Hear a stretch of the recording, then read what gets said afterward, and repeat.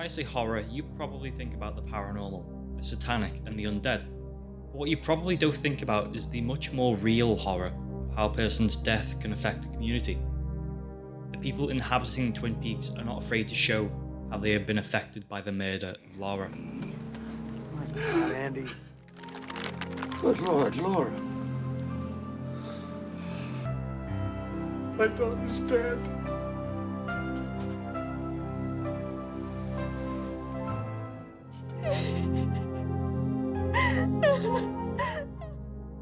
Films like Ari Aster's Hereditary are bringing emotional horror to the mainstream these days, but back in 1990, Twin Peaks felt unique in how it addressed the topic. Before Twin Peaks, it felt as though these emotions were saved and satirized for damsels in distress, whose sole purpose was to be rescued. I believe that the success Twin Peaks had in effectively portraying the raw emotional impact of death is thanks in part to David Lynch's masterful directing of emotion. Even when you don't know what's going on, you sure as hell feel it. Fix their hearts or die. Lynch created Twin Peaks in an attempt to try and bring balance to the violence shown on TV at the time of its release. I feel that disposable violence sums up the climate of television that Lynch was trying to combat against, and the existential horror that comes with the normalising of pain and suffering, or garmonbosia as the show calls it. Early on, he did this by making Laura into the main focus of the show, rather than the person who killed her. She was a real person for all intents and purposes, with a level of complexity that's not really seen even today in the victims of TV shows. In the entirety of the show's 3 seasons, we don't see the real Laura alive, outside of maybe a few scant flashbacks and the semi-prequel film Fire Walk With Me.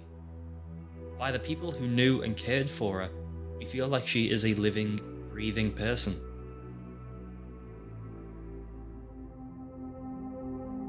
All of this isn't to say that Twin Peaks doesn't have more traditional horror elements, because it sure does. In the first 2 series and Fire Walk With Me, there is a lot of terrifying imagery and abstract, almost Lovecraftian concepts. The White Lodge and its Black Lodge doppelganger serve as a passageway between our world and Twin Peaks, like the wings of a theatre complete with stage curtains.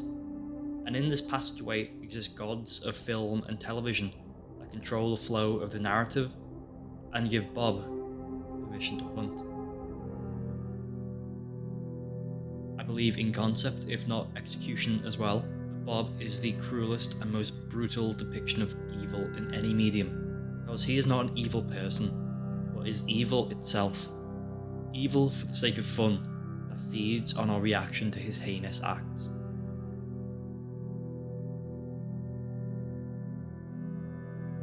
In Season 3, or The Return, the show becomes much darker, not only in its story, but also in its traditional horror elements.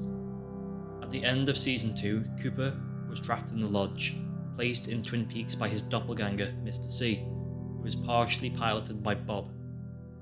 For 25 years in the world of the show, and the real world, Mr. C has been allowed to run rampant, committing violent acts with the help of the mysterious and terrifying servants of Bob, the woodsman. All of the pain and suffering caused is all in the pursuit of an unknowable entity, Judy, first hinted at in 1993's Fire Walk With Me. I'm not going to talk about Judy. In fact, we're not going to talk about Judy at all.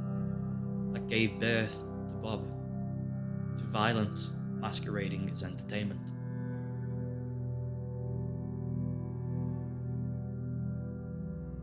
As you have no doubt picked up by now, there are a lot of metaphors in Twin Peaks. But for now, I'm just going to focus on how Lynch uses the show as a meta-commentary on the real, existential horror of how violence has been used on TV, and how this has affected Twin Peaks.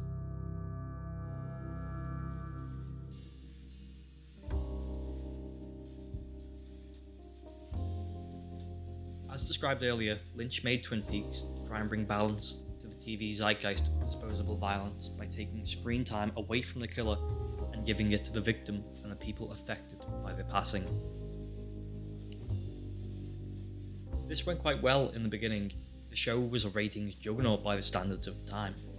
But that changed after Season 2, Episode 7, when the show's network, ABC, had Lynch revealed the identity of the true killer, Bob, possessing Laura's own father, Leland Palmer. Who killed Laura Palmer was a question that we never really wanted to answer. That was the goose that laid these golden eggs, and at a certain point, we were told to wrap that up, and it never really got back going after that. I stopped watching that show because it got so bad. In an attempt to keep the show fresh and newsworthy, ABC turned Laura into the very thing that Lynch tried so hard to distance her from. A plot point used to further the investigation. Lynch was upset about this, to say the least, with the message behind the show being brushed aside to turn it into another detective soap opera, with some horror elements thrown in.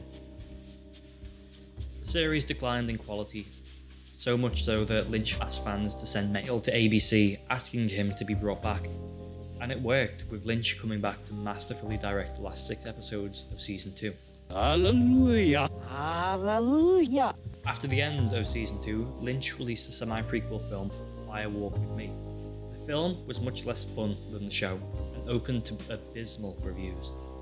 It was the nail in the coffin for the original Twin Peaks. That was until The Return. I'll see you again in 25 years. When first watching Season 3, or The Return, something felt off. It was great to see the returning characters and to see where the show was being taken. But at its core, it just didn't feel like the Twin Peaks I had watched mere months before. This, I realised, was by design.